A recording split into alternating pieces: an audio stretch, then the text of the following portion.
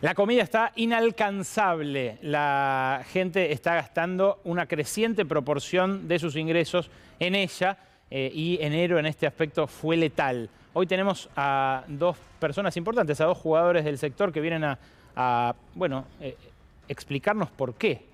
¿Se puede pensar en que deje de subir la comida? Nahuel Levalli, ¿qué tal? Buenas noches, gracias por venir. ¿Cómo estás, Ale? Gracias por la invitación. Brevemente, una respuesta de cada uno y después vuelvo a que discutan entre ustedes si quieren. Sí, se puede pensar en que deje de subir la comida si aplicamos medidas concretas que ataquen a la raíz del problema. Particularmente, por ejemplo, nosotros ahora, con lo que respecta a fruta y verdura, empezamos una política de planeamiento e intervención sobre la oferta en un mercado que se rige por oferta y demanda. Entonces empezar a aumentar las hectáreas de producción para salir con mayor oferta y que se regule el precio. Y al mismo tiempo hay que hacer cumplir los acuerdos de precios y tratar de, con el sector privado, que entiende el alimento como una mercancía, de que entiendan el rol social que tiene la cadena agroalimentaria y que es un derecho y no una mercancía, y poder cumplimentar todos los acuerdos de precios y al mismo tiempo ir transformando el modelo agroalimentario, descalzado el dólar y en sí en función del bien social que es el alimento, ¿no? Alejandro Vestani, además de presidente de Alimentos Inca, es referente de pymes del sector alimentario. Está en Copal, la Cámara de Productores de Alimentos, y en el Monapi, que es también de pymes del sector. ¿Se puede frenar el precio de los alimentos? Sí, se puede, de un enfoque parecido al que dice Nahuel. Es también hay que hacer un análisis estructural. El sector no tiene financiamiento, no tiene capital de trabajo para darle volumen y escala, para bajar los costos. Hay que estudiar de vuelta los regímenes laborales y los regímenes impositivos, que afectan muchísimo los costos. Entonces, sí, nosotros creemos que sí, y de hecho como Movimiento Nacional PYME estamos presentando una ley que encara esos tres temas que son estructurales y que hacen no solamente a la inflación, sino que hacen a generar empleo, a generar una expansión del PBI por fin, porque Argentina el problema que tiene es que no genera riqueza hace mucho tiempo. Bueno, de lo laboral precisamente vamos a hablar ahora, vamos a volver a este debate que es crucial, cómo se frena el precio de los alimentos, qué pasó en enero también con las verduras, especialmente Levalli, le voy a preguntar ahora en detalle. Antes, Lua Isikov, buenas noches, bienvenida.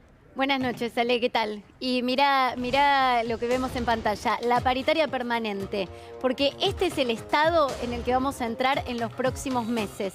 Una sensación de paritaria permanente porque lo que están diciendo los gremios es, bueno, en este contexto que vos describías, 2021 con más de 50 de inflación, enero con 4% de inflación, las paritarias van a estar renegociándose constantemente. Eso dicen los gremios ahora. Bueno, es que a los que les fue bien es a los que tuvieron cláusulas gatillos, reajustes, cláusulas premios. gatillos reales, claro, porque ahora van a estar todas en revisión. Pero también tenemos que marcar que este año, en 2022, bueno, cambia un poco el escenario, porque hasta el año pasado, 2020-2021, teníamos a la pandemia como gran protagonista de la realidad y la calle estaba más lejana. Ahora con la pandemia de salida, ¿cómo van a actuar los gremios? Y no te digo solamente las cúpulas, los sindicalistas, sino las bases. ¿Van a salir a la calle? ¿Van a salir a protestar ante escenarios desfavorables? ¿Qué quiere el gobierno y cómo empiezan a cerrar las primeras paritarias que se están negociando?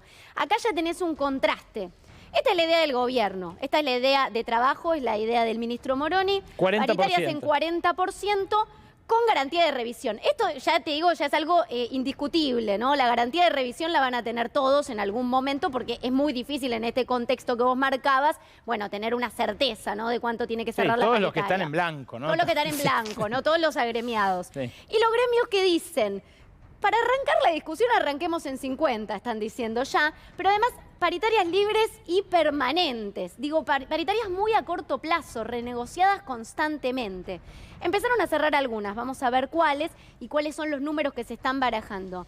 Bueno, aceiteros, te digo, lo puse ahí, pero es un caso medio aparte porque cierran siempre muy bien, es una paritaria muy favorable, cierran en 39, pero esta es una cláusula gatillo real, por eso yo recién te marcaba, por ejemplo, aceiteros, los bancarios, ESMATA, son gremios que en general tienen una cláusula gatillo real, digo que se reabre básicamente cuando quieren.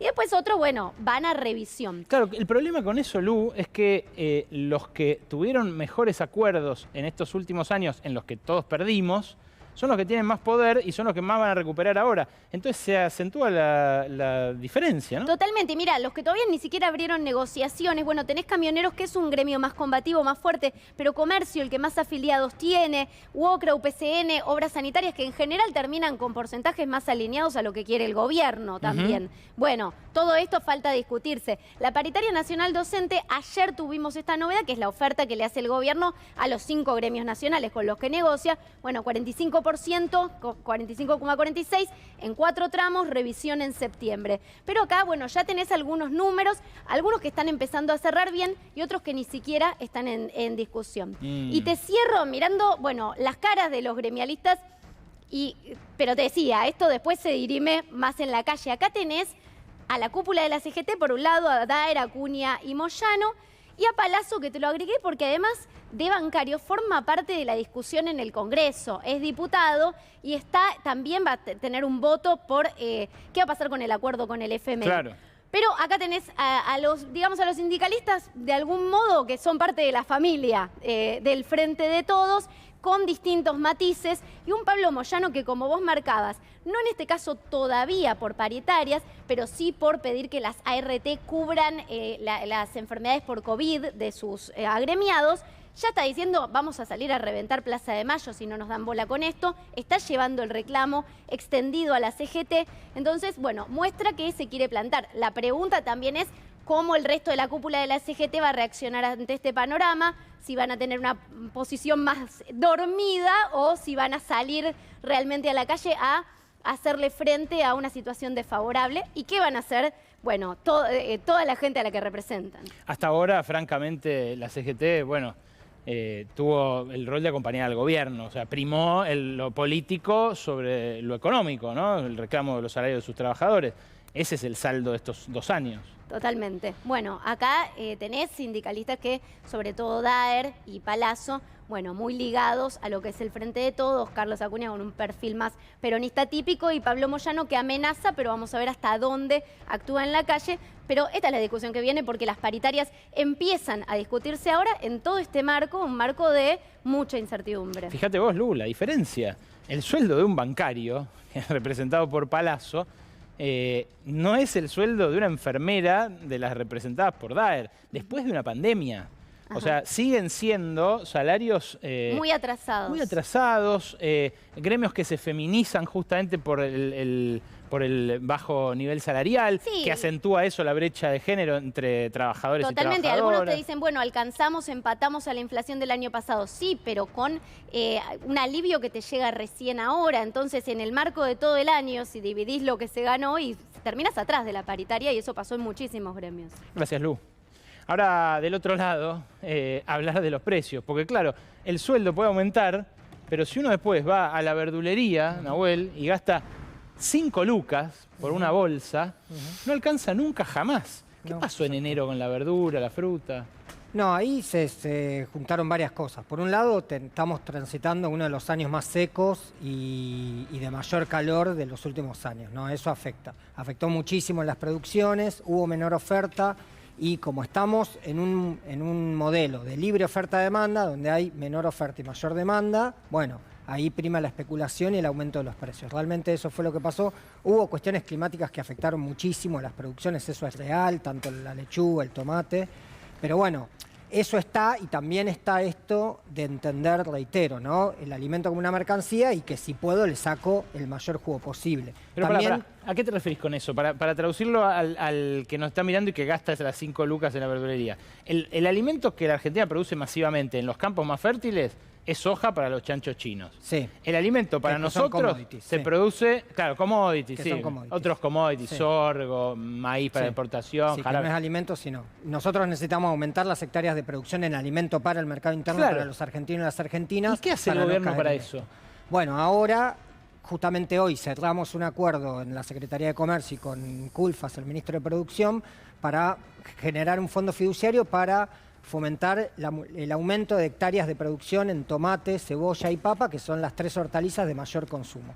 Eso cerramos hoy a la tarde ese acuerdo, que lo venimos trabajando hace bastante, y el objetivo es salir con mayor oferta en los picos donde hay menor oferta, justamente para que se equilibre el precio. De esta salimos en un modelo donde es libre oferta-demanda, bueno, llenando de mayor oferta, generando mayor cantidad, aumentando las hectáreas de producción para que así se equilibren los precios. Bueno, y también, Alejandro, vos hablabas de reformas legales también para aumentar la oferta, pero me asustó algo que dijiste. No, pero lo espera, laboral. vamos a ir a donde coincidimos. Primero, déjame ir a donde coincidimos. Hay que aumentar el output de salida de producción. Hay que tener más producción, hay que tener más chacras, hay que tener más hectáreas. Argentina importa tomate, Argentina importa choclo. Todo eso se puede hacer en Mendoza, Río Negro, San Juan, Catamarca, La Rioja. Y lo estamos importando. Entonces, ¿qué decimos primero? Vos pensá, el universo de la industria alimenticia está en un promedio de 50% de la capacidad ociosa. ¿Por qué? Estamos trabajando a la mitad. ¿Por qué? No tenemos capital de trabajo. Básicamente no hay capital de trabajo. Entonces preguntemos primero qué pasa con el sistema financiero. ¿Dónde están todos los enunciados que hacen todos los gobiernos? Este incluido, de todas las líneas que hay para capital de trabajo. ¿Dónde están? ¿Sabés cuánto es? Pero perdón, ahora va a haber menos. Por eso, Alejandro. ya lo sé, pero ¿sabés ¿Por el Fondo cuánto es? Monetario? Bueno, pero vamos a ver, porque el gobierno de la noche a la mañana consiguió 3,5 puntos del PBI para la política de género, y yo pregunto cómo no se consigue para el financiamiento de los alimentos, o de la industria en general, o de las pymes en general. ¿Por qué competiría solamente con la política de género? No, pero te estoy diciendo porque esto fue reciente. Entonces, si hay plata para algunas cosas, ¿cómo no hay para los alimentos? Porque lo que nos falta es un montón, no lo creo que que nos sea. falta acá, lo que nos falta a nosotros, mira, vos pensás que todo el financiamiento que hay para el sector pyme en la Argentina, total, no solamente alimentos, total es el 1,5% del PBI. Ese es todo el financiamiento que hay. Bueno, tienen aportes no reembolsables. No, todo incluido es tienen 1,5% y con un sector que te genera el 42% del PBI. Entonces, claramente, acá falta capital, falta destinar capital para que tengamos el doble de producción. Lo que vos ¿Sabés decís, cuál es Espera, lo que vos decís es que para eso hace falta cambiar las leyes laborales. Entre otras cosas, pero primero capital. ¿Pero en qué sentido? En ese sentido, nosotros no vamos contra ningún salario. Es más, las paritarias ni las discutimos. Hablamos de los costos impositivos del salario. No lo que va al trabajador, eso no. Lo que va a ese Estado que se come un sueldo. Porque ¿sabes cuánto es el promedio de las cargas sociales? Entre el 65 y el 105%. Pero las cargas sociales son salario diferido para el trabajador. Sí, pero está bien. Entonces, andá a decirle ¿no? al 50% de la sociedad, al 40 y pico está en pobreza y sin trabajo, que no van a tener trabajo por el salario diferido. Porque no se le puede pagar también el salario diferido. Porque Sí, hoy eso hay es un nivelar sector... para abajo. Pero no es nivelar para abajo, es nivelar para arriba. Vos tenés nivelar para abajo es lo que tenemos hoy. El 45% de la sociedad en estado de pobreza. Nosotros estamos hablando que con retoque del impuesto al salario y con financiamiento, Argentina, y lo tenemos medido, genera 2 millones de puestos de trabajo en un año. Andá a decirle al señor que no tiene trabajo, que vive de un plan, que podría tener trabajo, pero por el salario diferido, porque no se le puede pagar el salario diferido, no va a tener el salario de paritaria, que son 45, ¿Y qué otra 50, cosa, 30 además mil. de una flexibilización laboral, podría hacer que Y se el invierta régimen, financiamiento. El régimen laboral en cuanto a los impuestos, no el salario, y el régimen impositivo. Nosotros tenemos, hoy el universo PYME, escúchame, está financiando los fiscos provinciales. Tenemos saldos a favor que no podemos usar. Tenemos saldos a favor que no podemos usar para pagar los impuestos. Entonces tenemos saldos a favor que no los cobramos y tenemos que pagar los impuestos y nos suben y tenemos intereses punitorios, embargos, que se embarga. Y vos sabés que ahora está la FIP corriendo a todo el mundo para cobrar. Entonces, vos tenés que hacer una compensación automática de saldos porque eso es capital de trabajo extra para este universo. Tenés que bajar el impuesto a las ganancias para el universo PYME, tenés que bajar el impuesto al cheque. Hoy hay un 50% de economía en negro. Eso, 50%. además de potenciar la oferta, vos decís, frenaría la inflación. Por supuesto, porque ¿cuál es la primera regla para frenar la inflación? Aumentar la oferta de producto, aumentar la cantidad de tomate en el mercado. Nahuel, es la primera regla. ¿Qué decís vos que podrían hacer juntos el sector que produce alimentos en la tierra, digamos, Sí. el primario, y las empresas pymes del sector para frenar la inflación? No, por eso, para mí tiene que haber políticas públicas direccionadas a fomentar y a democratizar la economía. Eso es necesario. ¿Sí? Nosotros no podemos depender de una empresa láctea que domina el 70% del mercado y sentarte a negociar los precios al final de la góndola cuando se produjo una concentración tremenda en todos los campos, ¿no? Nosotros necesitamos democratizar la economía. Para democratizar la economía necesitamos empoderar a los sectores pymes, cooperativos, pequeños y medianos productores. Para eso las líneas de financiamiento tienen que ser, que para mí, yo no comparto tanto en que el problema es solamente impositivo, sino nosotros tenemos que tener políticas direccionadas. Obviamente el acceso al crédito sí es un problema, entonces ahí tiene que haber políticas públicas activas que respondan a eso, a un sector que se complejiza llegar al crédito bancario, pero es el sector que produce alimentos. Me cuesta pensar en esas políticas activas estatales bajo la férula del Fondo Monetario. No, y eso menos que menos, obviamente. Nosotros venimos peleando hace muchísimos años, planteando determinadas leyes de acceso a la tierra, planteando un modelo agroalimentario soberano y descalzado del dólar, y nosotros lo que nos encontramos acá con un acuerdo con el fondo es justamente que vienen por todo. Entonces, ahora, de acá para adelante... O sea, vos estás en desacuerdo. ¿Cómo? Vos estás en desacuerdo con este pacto. Sí, con lo que se escuché, con lo que vos presentaste hasta ahora, sí, claramente.